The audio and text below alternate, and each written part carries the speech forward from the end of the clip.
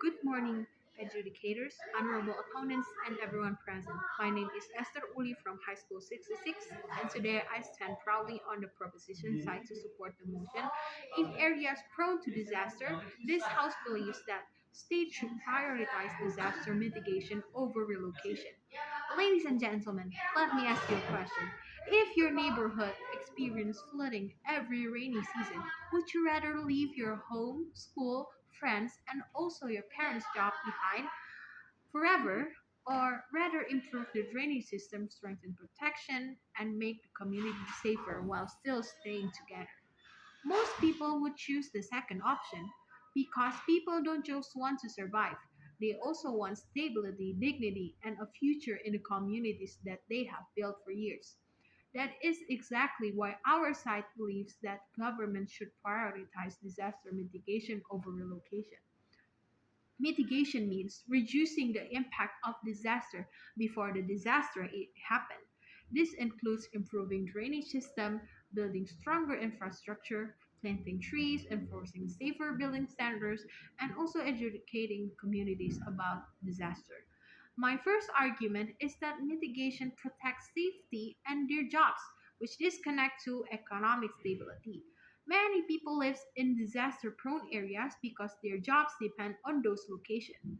Fishermen live near the sea because that is where they work, that is where they can catch fish.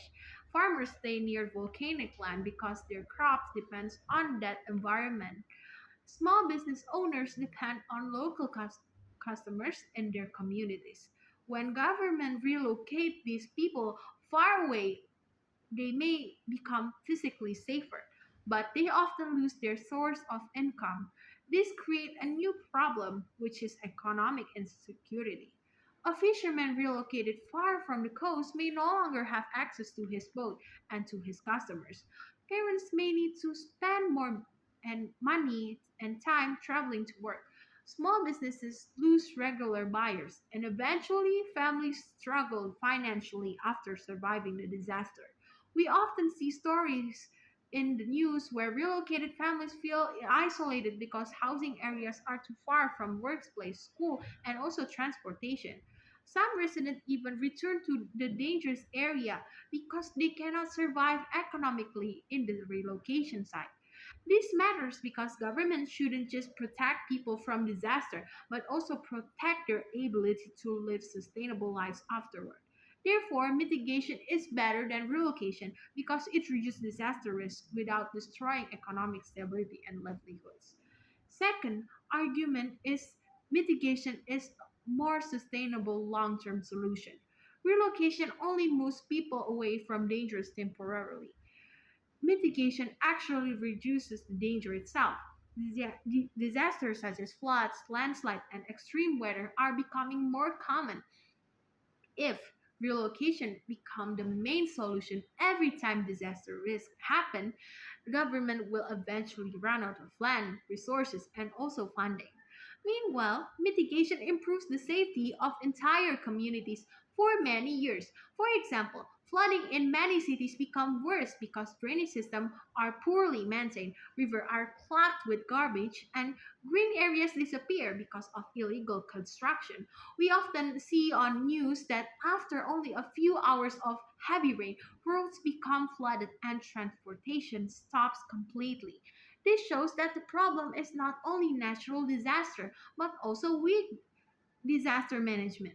When government improves drainage system, protect forests, restore mangroves, and enforce environment regulation, they reduce disaster risk for entire cities, not one group of people.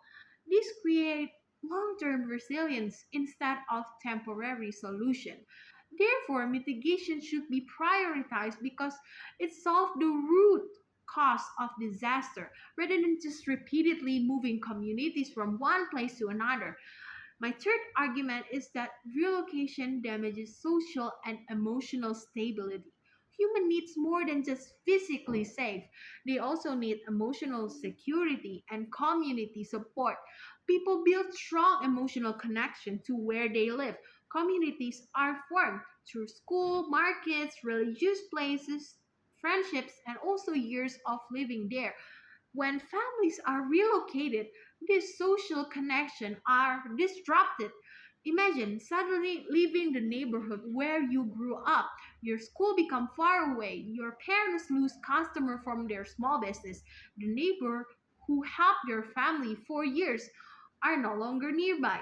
Even if relocation housing is physically safer, many people struggle emotionally because they lose their sense of belonging.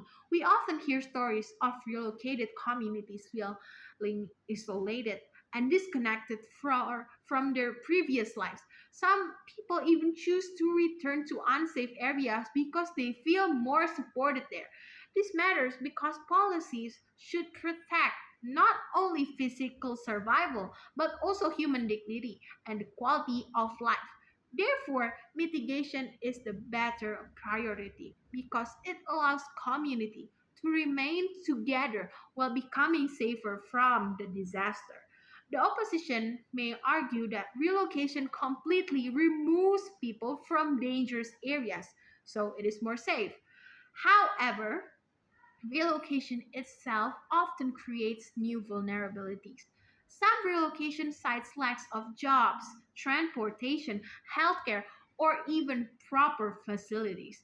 In many cases, people also remain economically and socially vulnerable after moving. Meanwhile, effective mitigation can significantly reduce disaster risks while preserving livelihoods and community stability. And to be clear, our side is not saying relocation should never happen.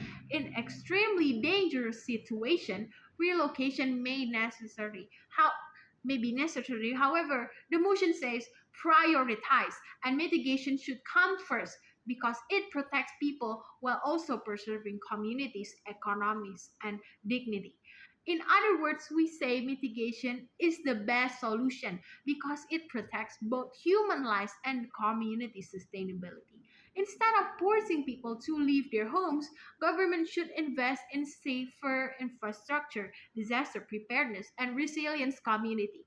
Because at the end, the goal of a government is not just to move people away from danger, but to help people live safely, sustainably, and with dignity in communities that they call home, and mitigation gives people that chance.